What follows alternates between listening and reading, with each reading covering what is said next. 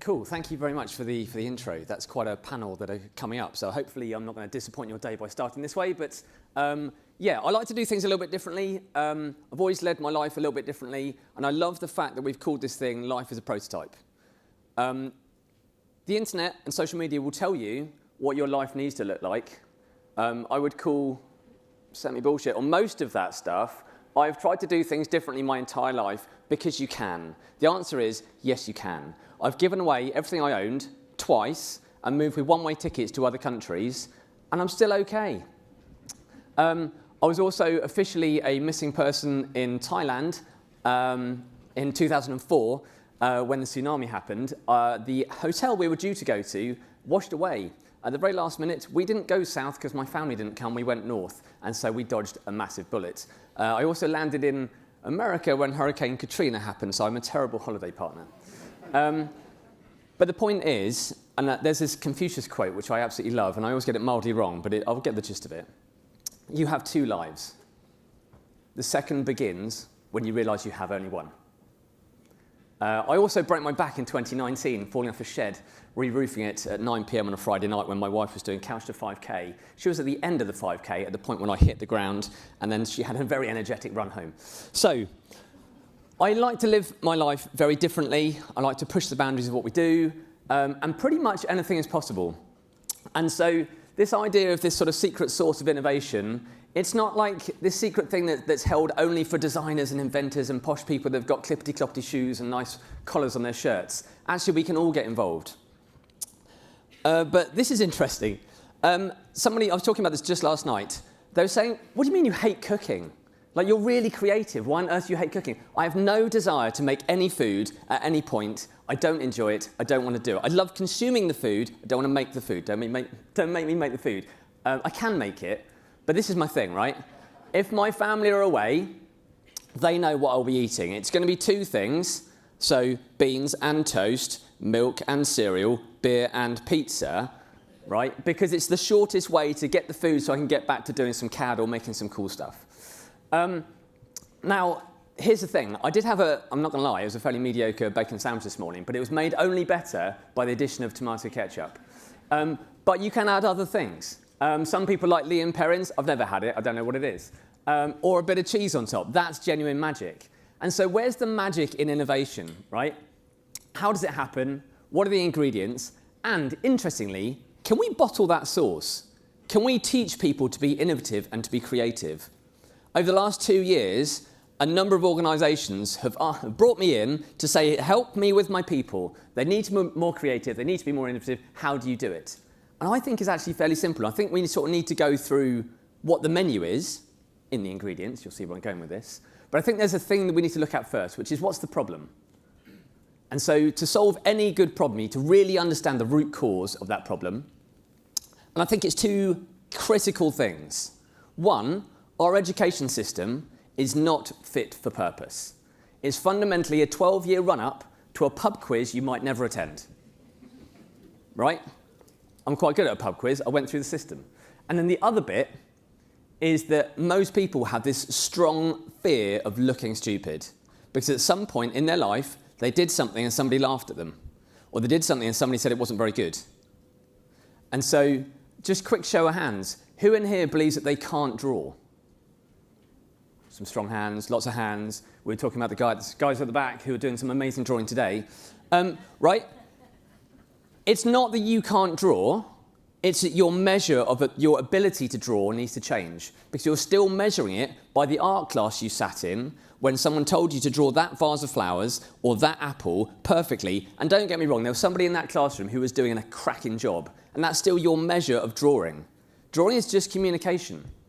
So I don't mind looking like a complete buffoon, which is mildly why I'm up here. And also, I've got over this whole drive for perfection. Don't get me wrong, I love perfection if we can get there, but don't let perfection get in the way of progress. So, my wife wrote this, and I think it's really good. And I also think it's quite poignant, and also quite sad in many ways. So, if we're too afraid to fail, we become too afraid to try. And if we're too afraid to try, what are all the incredible solutions we're going to miss out on discovering? Now, that's sit with you for a moment. Worse still, what have we already missed out on? Brutal, right? All those kids, all these people in this room here who've already decided what they can and can't do in life, and you've concreted that into your memory. What can't you do? I don't believe any of it's true. I think you can pretty much do anything. Yes, you can give away everything you like and go to the other side of the world and do mad stuff if you want to. My friends just took their children out of school, they left their really, really good jobs, and they just went around the whole world and had the most amazing experience. They will have that experience for the rest of their lives. Yes, you can. So, let's see about this secret sauce, what's in it. This one's really important, not fearing failure. I was 5 years old, I'm drawing around my hand, and I said to my mum, can you cut that out for me? My mum's an artist, an award-winning artist, and an author. She's really very good.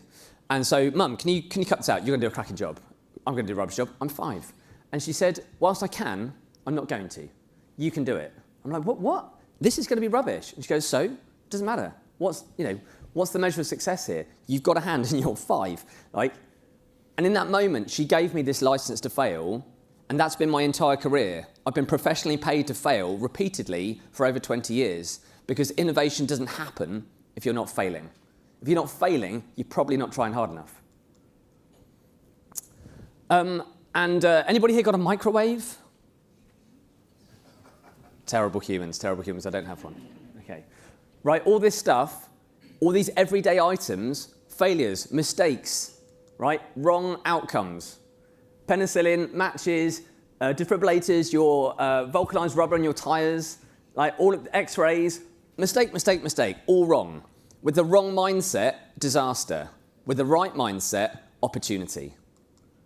And so we need to change our language, and we need to create an environment where curiosity and opportunities can exist, can happen, can be exploited, particularly in schools, I go into a lot of schools now because I run my kids club and I go and do CPD and workshops at schools. The number one thing they say they have a problem with, the kids are too afraid to fail. Funny that, because you've created a system where perfection is the goal. No shit. Anyway. Right, don't believe what they told you. Everybody is creative. Every single person in this room, every single person out there is creative. You just have to find your thing. So what's your thing? Our measure of creativity is still, can I do that vase of flowers in a fantastic way, or some oil painting or pastels? Rubbish, okay? I know some absolute ninjas at Excel. They've got 9 sheets, they've got Visual Basic, it's tied into the research labs at Berkeley, whatever. That's creative. I know people that can read through incredibly horrible 20-page documents of bland text and turn it into rich, creative diagrams to tell a story. That's creative. Everybody's creative. You just have to find your thing. So what's your thing? And this is interesting. Ideas. Lots of people, I've got an idea. But have you got a good idea? Everybody in this room will know where they find their ideas. For me, it's the shower and it's driving. I would suggest, if you know where that place is where your best ideas happen, I would visit there quite a lot. Luckily, I have a shower at least twice a day. But genuinely, really, really good, right? Go and spend more time in there. I suspect you're probably your least creative in the office, unless you're with other people in a room deciding to be creative. Get out of those walls, go for a walk, go for a run, get in the car and go for a drive. You'll be more creative. Right, I don't believe anybody's telepathic. Happy to be wrong on that if it is indeed true. But most people operate out of telepathy, right? I love a graph, I'm an engineer. So I think most people operate down here. They operate in this location of discussing their ideas and then believing that they've agreed upon them, and then they go and act on them. And 3 months later, they come back and they're like, what the hell's that? You're like, well, that's what we agreed on. You're like, I don't think we did. Have you read a book and imagined the characters? Probably. Have you listened to a radio show and imagined the characters, and then one day you see that character and you're like, you look different. Everybody's words mean something different. Even if we think we speak the same language, we absolutely do not speak the same language, because our entire lived experience is entirely different. Just have an argument about what is a bread roll or a barm cake or a batch or all the other ones. Yeah, funny stories about that. So we want to move up the graph. We need to get into horrible drawings. And I don't talk about drawings, I talk about horrible drawings. Who here has played Pictionary? right? Kids don't play Pictionary anymore. I ask this question in all the schools. They don't play it anymore. Therefore, they're losing the ability to communicate with imagery. And don't get me wrong, I love the magic boxes in our pocket. They're really, really cool. But doing all of this is losing an ability to communicate stuff. Better than the pictures is models. If anybody's got an iPhone, sorry you Android folks, but if you would entertain me, you can scan that QR code and you can get a virtual model of a cardboard vehicle that I've made. So yeah, have a little scan of that. You'll need to save it to your files and then open it. It opens natively on Apple devices because Apple partnered with Pixar and they've made it work. So you've got a little augmented reality device on your phone. It's really good. Moving up the thing is much better because now we know what we're talking about. Oh, it's this thing. It's got a yellow stripe around specifically here. Oh, right, yellow. I thought we were going with green. Whatever the thing is. Now we have something to actually look at and something to agree on. And this doesn't need to always be product design. It can be your process. It could be anything. Whatever the thing is, model it, bring it into reality so we can specifically agree on what it is that we're actually doing. And then ask enough questions. People don't ask enough questions. They're like, right, we know what we're doing. We've talked about it. Haven't really agreed. And they just crack on with it. And they don't ask enough questions about the problem. The aim is always 1,000,000 questions. Because if I aim to ask 10, I'll probably ask 6. Your aim is 1,000,000 questions, and then your aim beyond that is 2,000,000 answers. And then we truly understand the problem. I can tell you I've worked in a place, rhymes with ricin. And a number of times they've designed something over a number of years, but they haven't fully understood the problem. And then we go and show it to the general public, and they're like, I don't care what that thing is. I don't want it. I don't want it in my house. It's insane. Okay? So we need to truly understand the problem by asking enough questions. And then this, be visual. If I said to you, draw a rover, what would you draw? Audience participation, please. Greg? Mars rover. Very good. That's one of them. Anybody else? A car. No, dog. Very good. Yes. What car? Is it a Range Rover because we're young, cool, hip and groovy? Or are we slightly older and it's a Land Rover? But be specific. Now we know what we're talking about. Draw a horrible drawing very, very quickly. Doesn't need to be a good one. Absolutely. So this is some video content from my kids club. I didn't mean to start a kids club. I took my kids out of mainstream education 8 years ago because it wasn't fit for purpose. I lived my life very publicly on social media because I found people like to give me money, which is lovely. And 300 families within 2 weeks when I said what I was going to do said, this is wicked, where do we sign up? I said, that is not the plan. But what if it was the plan? So every Thursday, I stripped all the furniture out of my living room and brought the kids in. And for the first 6 weeks, we all made a cool thing. So I'm like, everybody needs to make a cool thing. So I designed a hydraulic bridge, and we all made the hydraulic bridge. I made some amazing instructions, because I've spent years making instructions. And then I herded children through instructions for 6 weeks, and it was terrible. Because some of them whipped through it enormously quickly. Some of them didn't want to make a bloody bridge. They wanted to get on a rocket and go to Mars. They had to manage their expectations. And some of them had to focus on breathing. Okay? So, it's genuinely true. They're out there. The magic moment happened when life had been mental. I brought the kids in on a Thursday. The doorbell rang. They came in. I'm like, right, I have literally planned absolutely nothing. What on earth am I going to do? I just put a problem on my little whiteboard. I have whiteboards at child height in my house. I just put a problem there. And over 45 minutes, I was able to gradually walk back like Homer Simpson into the hedge as I batted the kids to talk to each other about the problem. They decided what they needed. I brought a bit of theatre into it. I'm like, Steve's turning up. He's got a lorry load of boxes. How are we going to get these boxes up this step?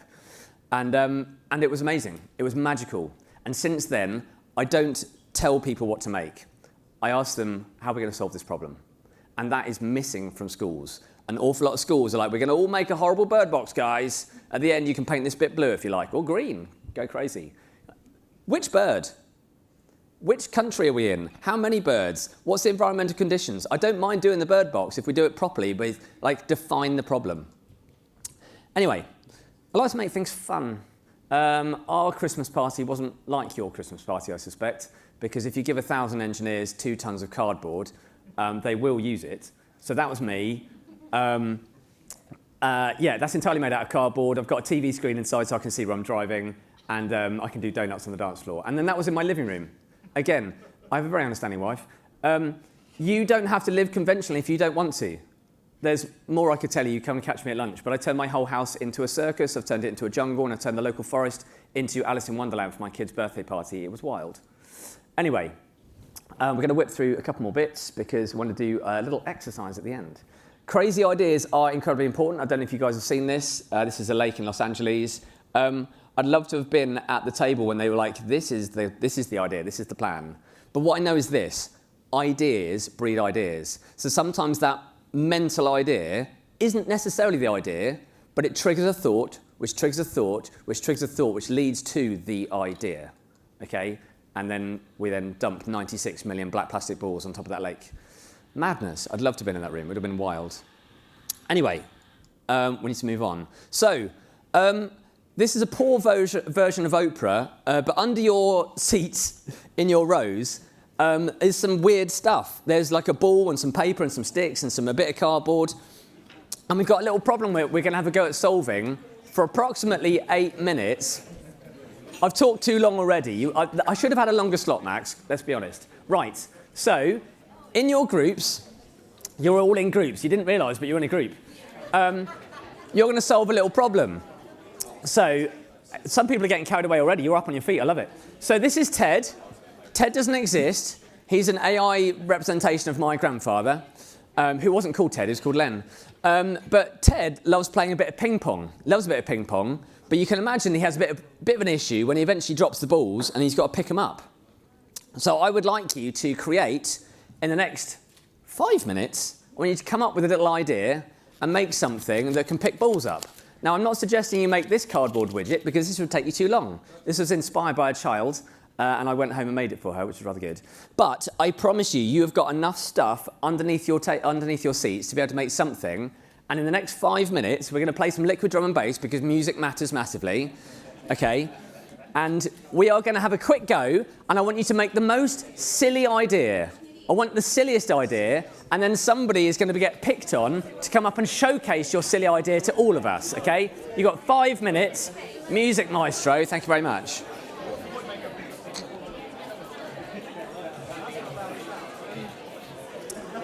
Right, I would give you much more time if I had it, but hopefully that was fine. Has anybody got anything truly mental? This looks good already.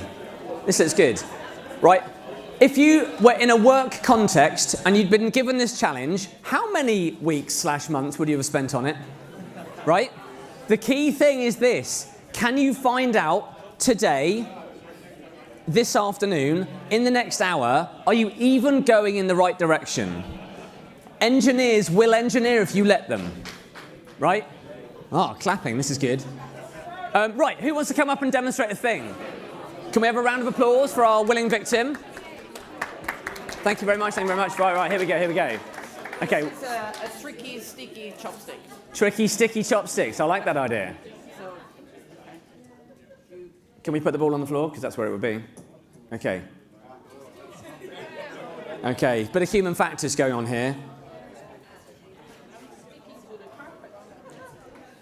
But she got it! Okay. So, Ted might struggle with that activity because maybe he can't bend down, but we've made a thing. And what would we do next with it? We'd probably need to make it a bit longer and some of the stuff. Anybody? We've got 2 seconds left. Have we got another one that's suitably mental down the end? You want to come and quickly show? Oh, you were dead keen as well. I know there's so much. Come and catch me at lunchtime. Right. That is quite a good one. Right, really quickly, because I've got to finish at past and we've got to tidy up. There we go. Scoopy thing, paddly thing. Right, very good. Okay, lovely. Has anybody got anything truly insane? Like really proper mental? And with a hand there, it's got to be mental. Okay, let's go. I'm not going to lie, mate, it's quite tame. I like it, but I want madness. I want true, insanity.